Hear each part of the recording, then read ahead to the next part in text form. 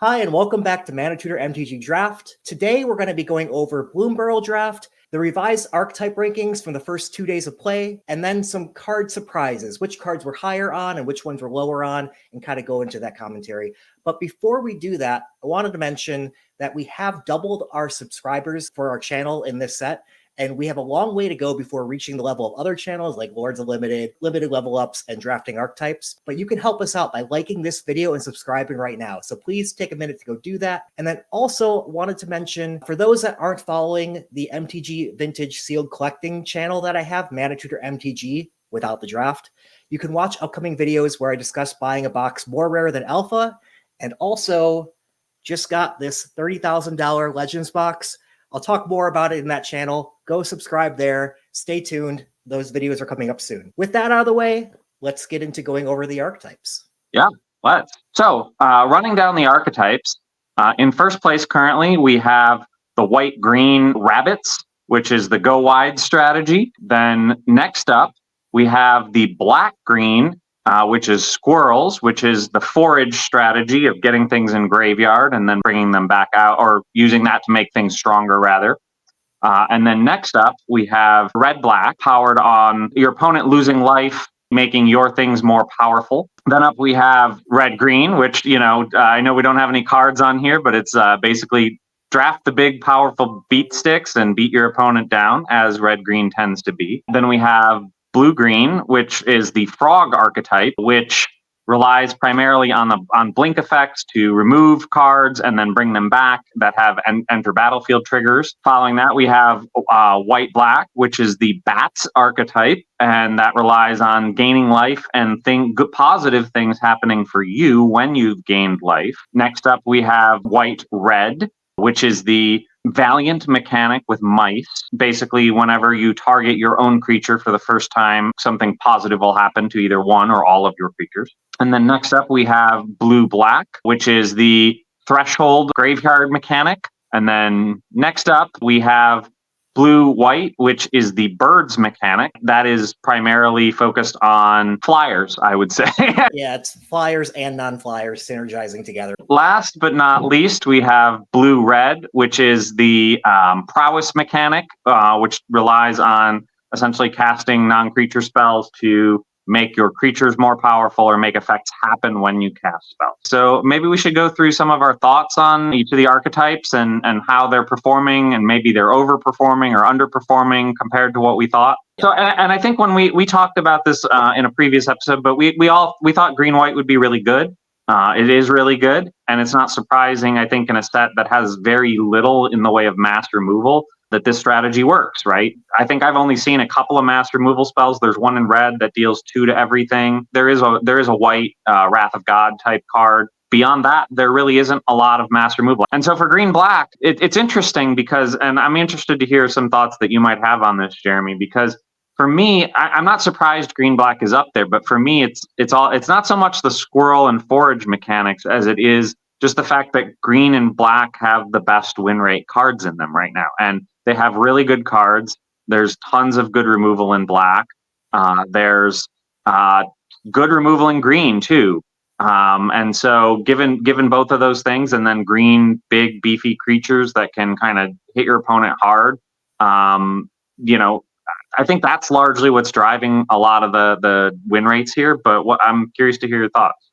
Yeah, people are calling this a highly synergistic format, right? And yes, there's synergy. There is in every Magic set, and there's different levels of that. But I'm not so sure I go on the far end of it. Like, this is one of the most synergistic sets there is. I think this is kind of in the middle. Obviously, just good cards are good, and rates do matter. The rates you're getting cards, and the best rates are in green and black, which is why we thought this might be the top performing archetype. We swapped the top two. We had green black as being the first and white green being the second, but it turns out it's the reverse of that, at least as of the first days. As of day 2, right? Yeah. That could very well change. But yeah, no, I agree that it's a lot of what makes this good is the rate. Now, I will say green black amongst the different archetypes is one of the more synergistic archetypes of this format. And I agree, it's not really squirrels. For me, it's forage, which happens to go with squirrels like a lot of the time. But the forage mechanic, you can get a lot out of that with a few of the cards out there that basically get you drawing cards with forage. And then if you can get, I've had a couple of the 2/3 that when you forage gets a +1/+1 counter on it. When you have multiple of those out and you forage for some other reason, those things can go pretty quickly. With the top 4 archetypes ending at red-green, we nailed it pretty well in our preset review.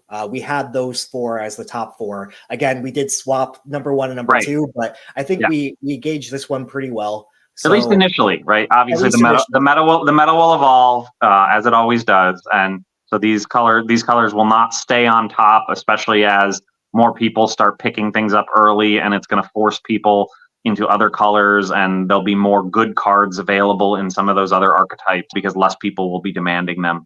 So the archetype will obviously shift over time. One that I'm not so sure we predicted as well is blue-green. And I think we've had differing experiences with blue-green. I've yet to play it. I don't know if you have. I have played it. It was actually the first draft that I played. It did not go well. So maybe like the win rate is decent on this at 5th highest. I do think there's something there with the data of the masses and that your experience may have not been what the masses see, but you know, it can adjust over time for sure. Right. Yeah. I mean, there were obvious problems, I think, with my experience with it in that I really saw nothing in the way of top end come my way. I had a lot of synergies, but it was very hard to close out a game because I didn't have any big creatures to close it out with. So, you know, I think I got all of the cards on the screen right now in good quantities, but the problem was really the top end and closing out the game. So, you know, I think that might have been an artifact of day one, and day one people are drawn towards the big beefy creatures first, and so I didn't get a lot of choices on those, or it may have just been my own drafting and failed to see them when they came along. But yeah, my experience with it was not particularly good.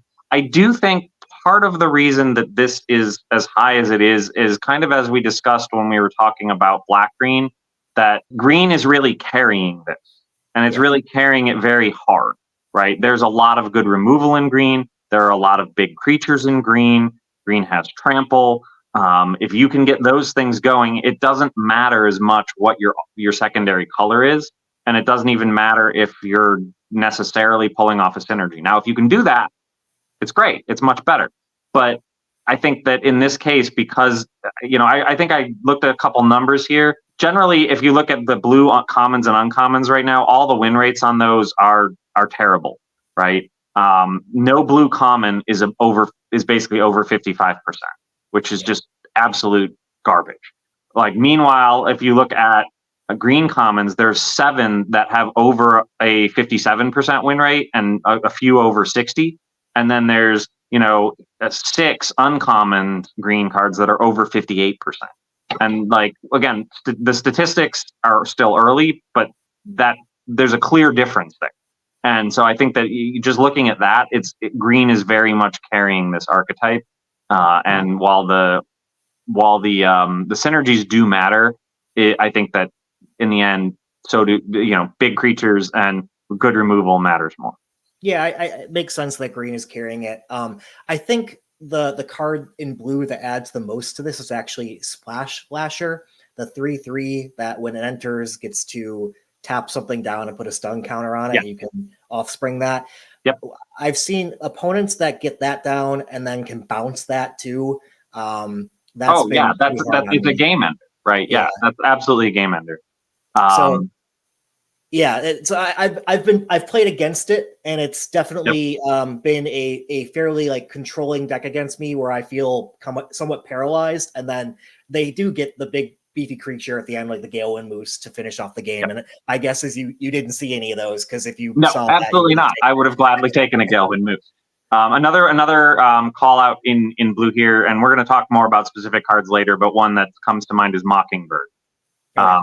Mockingbird, you know, if you can have that come into play as something like you said, you know, that taps down your opponent's creatures or does other really good control mechanics, that's gonna that's going to obviously, alter the balance of the game too. And then you bounce it later on to make it something else. There's so many different things you can do with Mockingbird. Yeah, I think this archetype might be a good deep dive archetype, maybe for next week, to get into what the trophy decks are looking like in this, because I'd like to understand that better myself, having not played this yet, and better understand if the win rate, if we think it'll hold up or not, and is it really just green was open for the right people, because green is, perhaps the best color. I would say amongst top two for sure. Yeah, up there. So next we have white black, and I was wrong to let early access convince me that bats don't work, because I saw a streamer play bats and it just didn't go well. But I did mention in my early access video that I did want to see a true control version of this, and that did work well for me. It basically played all my early removal 1-for-1 through that, and then later relied on graveyard recursion to get back things and be able to kind of outlast the opponent that way. And it was good. I know you did play, I think even earlier today, perhaps a version of bats that had actual bats. It was very heavy bats. It was okay. I think it went 4-3. So it was technically a winning record, but not quite. It was not a trophy deck. But I do think it worked pretty well, right? But it definitely did rely on control elements. I want to say I think 5 of the first 6 cards I drafted were removal. I drafted 2 Fells. I drafted a Sonar Strike. The 2-cost removal that costs 1 more if you don't forage. I forget the name of the spell off the top of my head. I drafted like one of those as well, and those were like my first draft picks of that draft. And so they all made my deck at the end of the day. And so while I was very creature heavy, I think I ran 15 or 16 creatures in the deck. The removal definitely helped, right? It holds down the game in the first early turns because bats are not particularly quick. I did have like 3 Life Creed Duo and 3 Moonrise Clerics though. So, I had turn 2 and turn 3 drops that were going to help gain me a lot of life.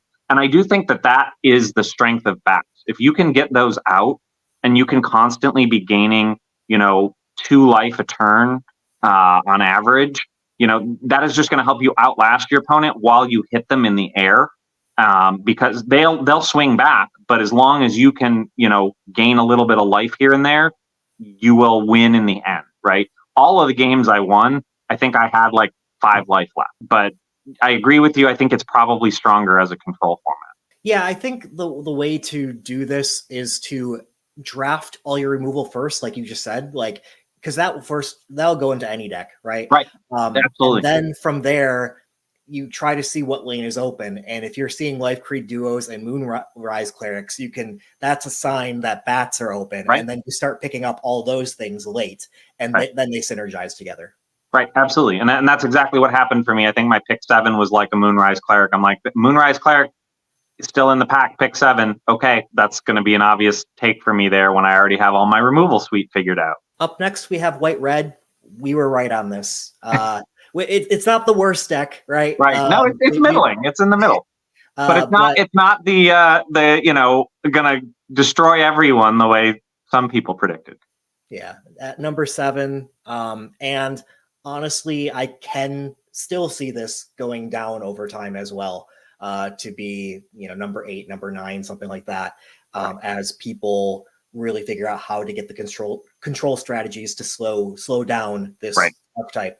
Because you will have to respect it still. If people start not respecting this can kill you turn 5. This can absolutely kill you turn 5, right?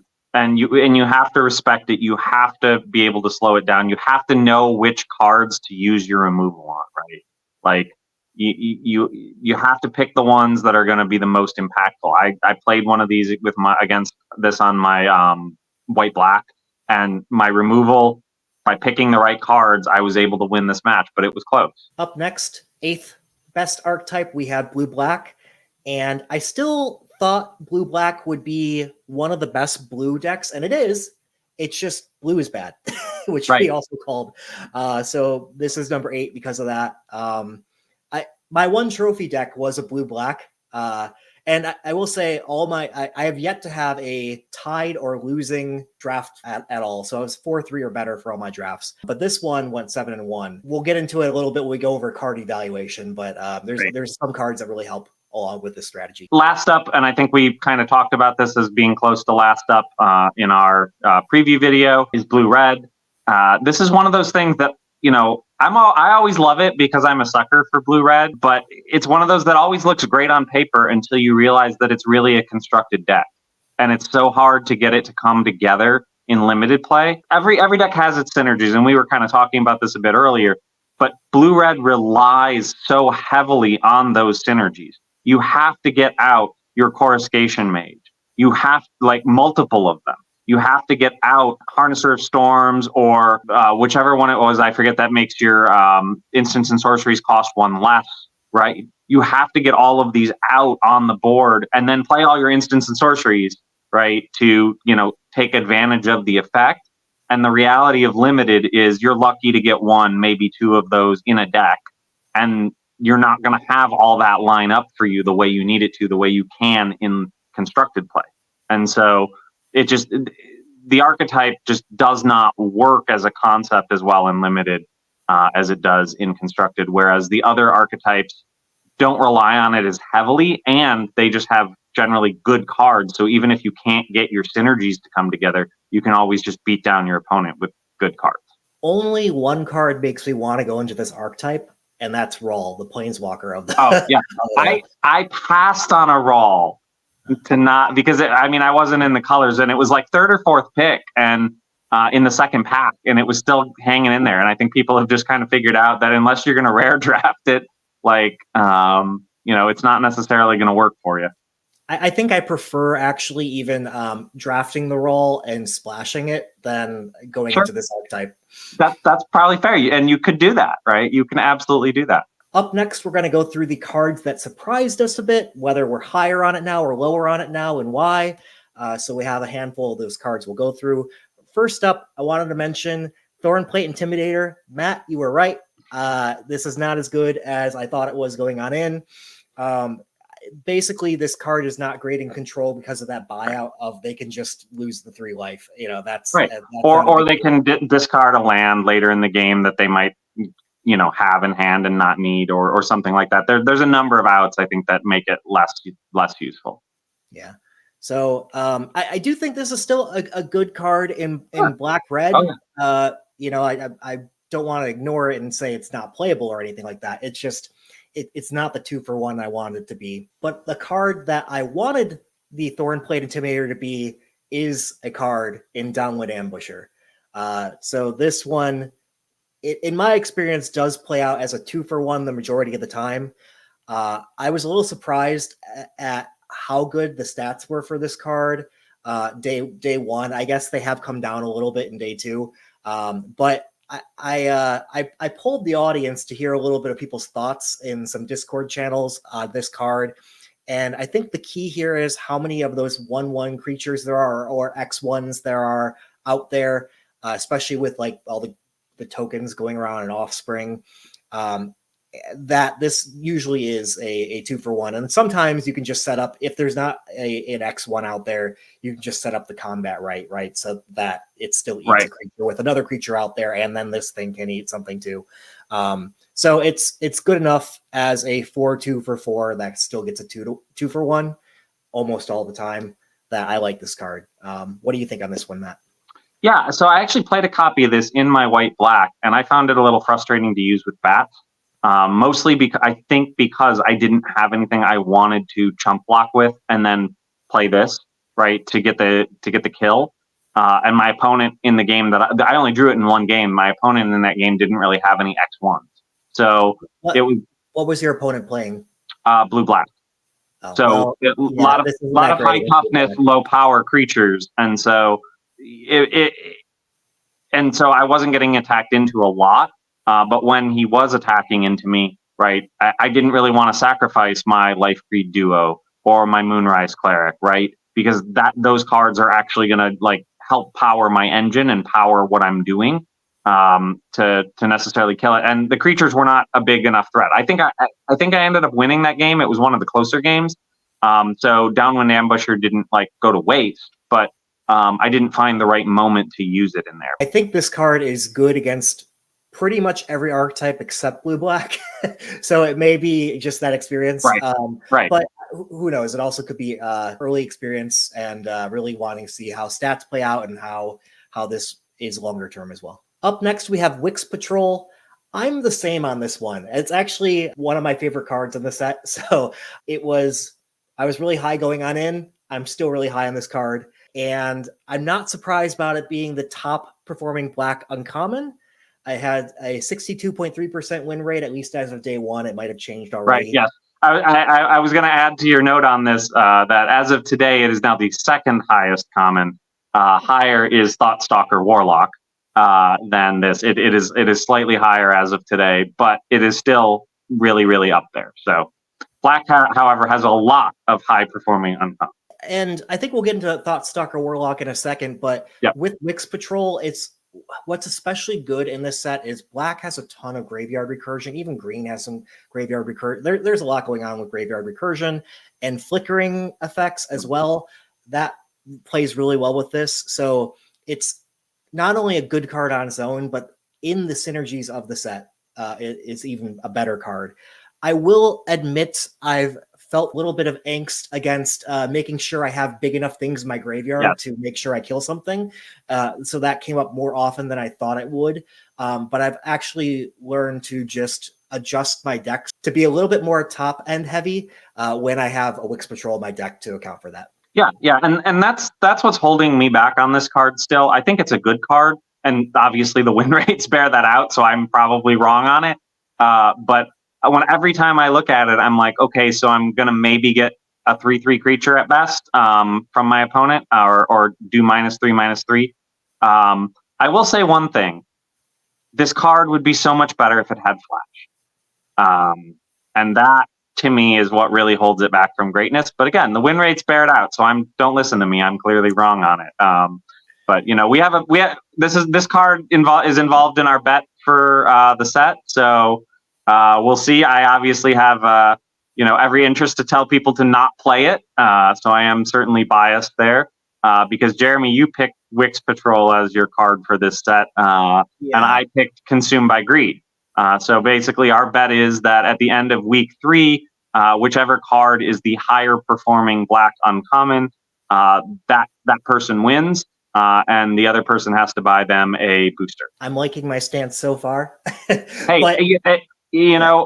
Like Consumed by Greed is one of the 5 black uncommons with a 60+% win rate right now. So it's close. So Wix Patrol is yours and Consumed by Greed is mine. And we'll see who wins at the end of 3 weeks. We mentioned Thoughtstalker Warlock as well. I actually wanted to almost revise my picks of the best uncommons after I read through this and before the set started, because this is, in my opinion, just such an efficient card, and I kind of missed putting it into the top couple uncommons here.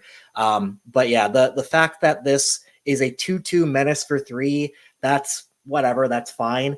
But this really is a 2-for-1, regardless of which version of the effect you get. Whether your opponent discards a card, that's great on top of getting a 2/2 menace for 3. And if you can deal damage to your opponent, basically thought seizing them to pick any card that you want from the discard is great as well. What's your take on this one, Matt? Yeah, so I mean, I think this card is good. I do think as the meta evolves, it will. I don't want to say it'll completely fall off the radar, but I think it won't it may not necessarily be the top one, and I may be wrong in that.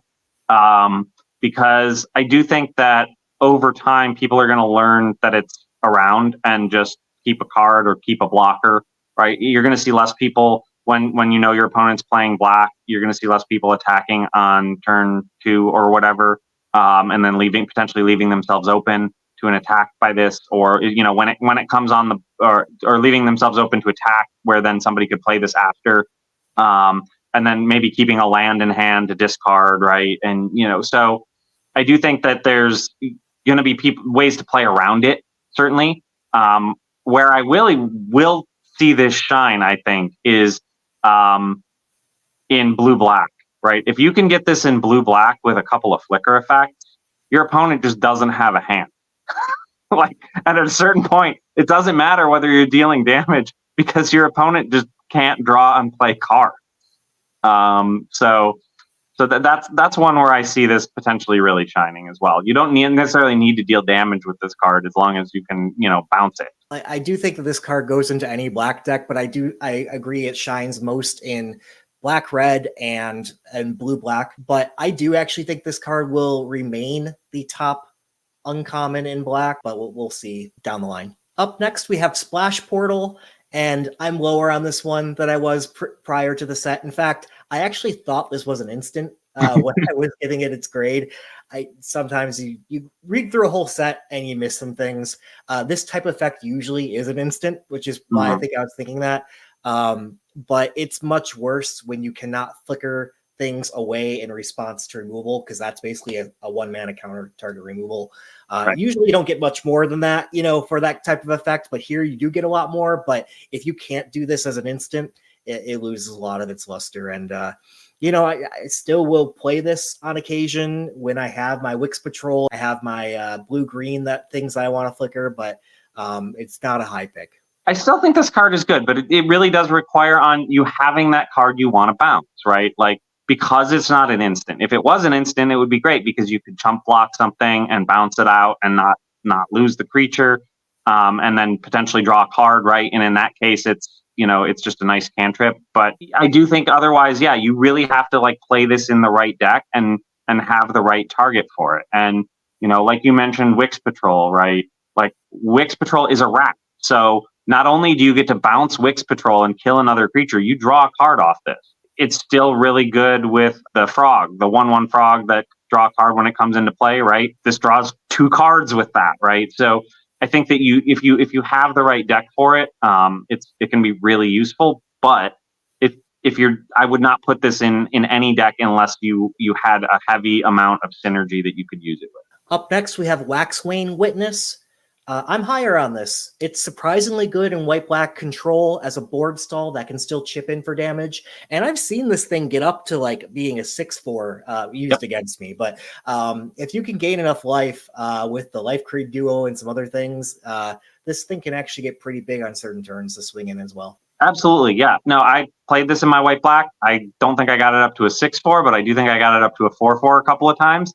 And a 4/4 Vigilance Flyer is nothing to laugh at, right? Like, it is great. Being able to put this out on turn 4, use it as a defender, and still chip in for that damage, and then have the potential to close out the game later on are all good things, and in a common nonetheless. So up next, we have Glide Dive Duo, and this is also a card that I'm higher on. Typically these 5 mana 3 power flyers are not that great, but that drain for 2 is a 4 life swing. And again, in combination with the rest of the set, things that recur this in the graveyard or flicker this, you just get added value from those. I'm not saying it's an amazing card by any means, but I do typically want one of these in my black decks. Right. Yeah, no, I actually did not get any of these in my white-black, and I wish I had. Because, when you think about it, you have Life Creed out, Life Creed Duo, you have the Waxwing Witness out, you play this, man, boy, are you happy, right? Like, you can attack with your Waxwing Witness, you've drained them for 2, all on turn 5 potentially. This synergizes very well with that archetype. It's just an excellent card. Another one that I like for similar reasons is Sky Skipper Duo. I'm higher on this. It's, I think, worse than the one we just looked at, and I actually don't even think the stats are that great on this one, if I recall. I'd still like it more. I basically thought I would never play this, right? Going into the set. And then I started realizing all the synergies of, I was able to blink my Wix Patrol with this. Right. That was great. Things like that. The synergies are good enough to make this a playable card, in my opinion. So I'm up higher on this. Up next, we have Bonebind Orator. I am the same on this. I just wanted to comment that I noticed there is a a limit to how many of these you want in your deck. Because I was picking all these very highly because I like the card a lot. I still love the card. But you don't want to be playing more than 2 in a deck, I don't think. Because I played 3, and yes, things would mill, and I'd get 3 of them in my graveyard. I never had a chance to recur 3 times with this. You don't have that time. You need to be and that might, and especially for that mana, right? You know, like it's effectively 6 mana to do that. Now, hopefully, you're killing an opponent's creature in the process by sacrificing Bonebind, but you know, it's still a lot. It's a lot, and then you got to pay to recast the thing you recur. So that's going to eat up a lot of your mana. But yeah, I agree. Two of these is great. It's still a great 2-drop, right? Like I'm not gonna like say no to this, because this is a nice potential 2 or even 3 for 1, depending on how you're able to use it with what you recur. Up next, we have Shoreline Looter. This is the card I was referring to when I talked about blue-black control, and a card that really helps you grind out for the long game. I drew so many cards with this. So did I. Funneled so many cards into Threshold in my graveyard. I'm higher on this than I was prior to the set. Yeah. So interestingly, I didn't end up playing this in blue-black. I played this in blue-green. And even there, it's still excellent, right? The ability to just go through your deck and find what you need is good. It doesn't matter. It really doesn't matter the colors you're playing with it. You know, it's obviously better in Threshold, right? You're going to get that, or you know, you could play this in blue-green with Forage, right? This will synergize with Forage as well. This will get you the cards in your graveyard you need. So, you know, I think this definitely benefits from the synergize, but even without it, just being able to go through a deck is really great. Yeah, you mentioned the Forage package, right, within green, blue. I do think it's useful for people to be thinking about not only what open archetypes there are, but what types of sub packages you're getting within the archetypes that go well together. So it's most important to notice the open archetypes first, what colors and what theme is going on. But there can be these sub packages that are supported as well that you want to keep an eye out for. If you pick up one piece of the package, weight the other piece that you need to fill the A plus B together a little higher. Right. Yeah. And this is true. I think I call it across multiple archetypes, right? Like blue loot with Forage is great. White food generation with token requirements is great, right? Even if you're not, you know, necessarily using it for the gain life portion of it. Or like Carrot Cake is also still good in the Bats deck that relies on you having gained life. Don't necessarily shoehorn cards into only certain archetypes, right? Because you can make them work in interesting ways depending on how things shake out. Up next, we have a card that I'm lower on, Star Charter. For my black-white decks, that's very controlling with not a whole lot of bats. I had a lot of spells.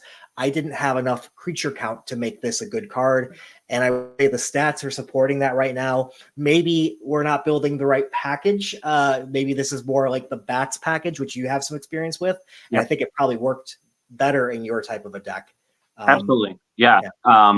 You know, I played, like I think I said, about 16 creatures, like 16 or 17 creatures actually in my bats deck, and I ran 3 of these, and every time I played it, it hit almost every time. And it was just effectively draw an extra card every turn, right? Because I'd have a Moonrise Cleric out or a Life Creed duo, and I would play a creature, or I would attack with the Cleric, and then just gain 1 life, and then all of a sudden I'm finding a card on my end step, and you know, it's great, it's fantastic. And again, there were once in a while it didn't hit. Like I think I drew 4 lands, and I'm like, oh, okay. Well, but then it hits the next turn, and it's still a pretty reliable way to just draw into more creatures. And because all of the bats are basically 3 or less power, you will effectively just draw a lot of cards.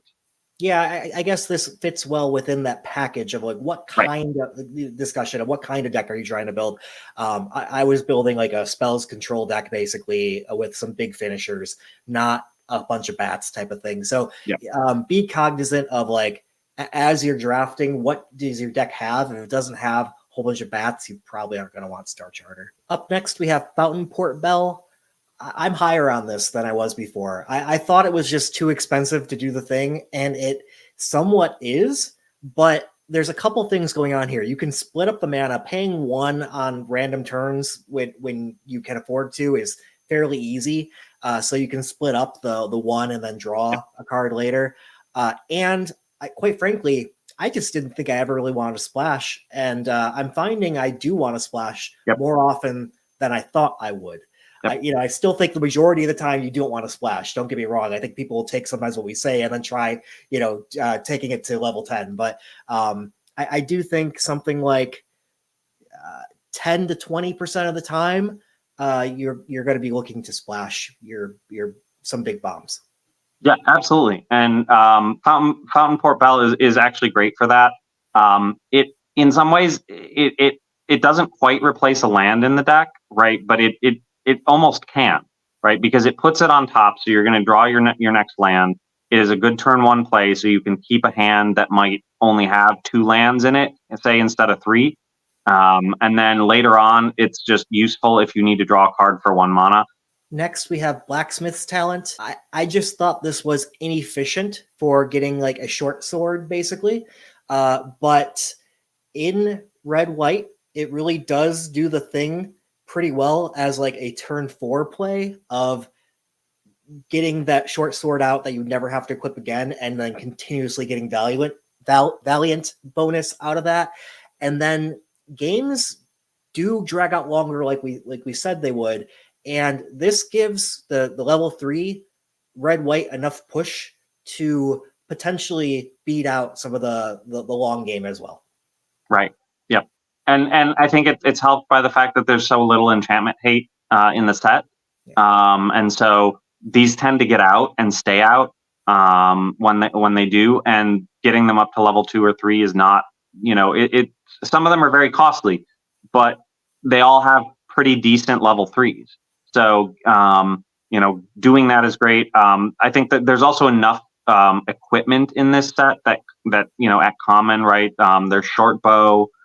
So, I don't know that I would want this card on its own, but if I was building a Valiant deck, I'd try and find, maybe 1 or 2 copies of short bow plus this, and then, use that to really help synergize it, because then you can at least get it with 2 creatures or two pieces of equipment, which you can move freely on every combat and, trigger Valiant as you want. And then, later on give them double strike. So yeah, this card is definitely better, I think, than people have given a lot of credit for. So another one actually in the talent series that I think is really impressive, and this is currently the top performing green uncommon right now, is Hunter's Talent. I certainly didn't expect it to be the top performing green uncommon, but I think I understand, having played it a couple of times now, I understand why it is. For 2 mana, you're effectively destroying a creature, depending on, as long as you have something of equal or greater top power to whatever toughness you're trying to kill. And then really for 2 more mana, getting to that level 2, to give, a creature on your turn +1/+0 and trample is really, really good, right? The ability to trample over your opponent, get some damage in, unless they have a blocker or they decide to double block, in which case you're getting a 2 for 1. I actually have not used this final ability of it to much extent, but there's so many green and red creatures that have power 4 or greater, and at that point you're just drawing 2 cards a turn, and you're gonna win out over your opponent. So this card is just excellent. Yeah, it's just a really efficient card. The base case of the 2 mana bite spell is at rate, and in some sets even above rate. So just that alone, and then the fact this has upside, similar to the last talent we viewed. The upside here is pretty cheap to get to level 2. And I also have not seen level 3, but if a game goes long, you're going to want that. Right, absolutely. When you've got 6 or 7 lands on the board, you're not going to care about spending 4 mana to say, I'm going to draw an extra card every turn from now on. And we may have saved the best for last, because Carrot Cake is causing a bit of a stir amongst the community. People are either really high on it, or for the most part, people are actually low on it. They're like, what the heck is going on with this card? Like, it's performing well in stats. And so it's just a very divisive card in terms of people's opinions. And I think it comes down to, are you getting enough value for something that is fairly expensive to do, even if over multiple turns. That's the question. And it looks like in this set, it just has a little bit of everything. I think we mentioned this earlier. It is a food. It does gain you life. It does allow the foraging aspect. It does get 2 creatures into play, and the scry one is really what does it for me. Adding the scry one each time to search for things. So I am higher on this card than I was going into it, but I learned how good it was as soon as I tried to. I took out some, I forget what 2-drop, but another 2-drop for this. So I'm like, let's try Carrot Cake and see if it's better. And it was. So I don't know. What's your take, Matt? I mean, it's efficient. It's incredibly efficient, right? So when you think about the whole package, you're spending 4 mana, you're getting 2 1/1 creatures, you're getting to scry 1 twice, and you're getting 3 life for 4 mana. Like, I mean, that's insanely good value, right? For what you're spending, right? So I think that it's, that's what does it, right? Like, and it, like you said, it can go in a number of the different archetypes. So you can kind of fit it in where you need it. It can go with bats. It can go with white-green rabbits, right? Obviously, tokens. It can go, in blue-white. I mean, which is generally just play play birds and win in the sky, right? Because it can help you outlast your opponent. It can play in red-white a little bit. Not. I'd say that's probably its weakest archetype, but even then, the ability to outlast your opponent and 3 life is not nothing, and it's just an incredibly efficient card. Yeah, it plays well in green-white and black-white, and those are also the best white decks. Right. So it just becomes a good white common to pick up, because if you're in white, you're probably going to want to be in you're going to favor one of those 2 decks that is already good in. Well, thank you for joining us. So that is our initial impressions on day 2 of Bloomburrow. And we'll be back next time with a deep dive into one of the archetypes. Maybe it will be, as Jeremy said, blue-green, but we'll see how that goes.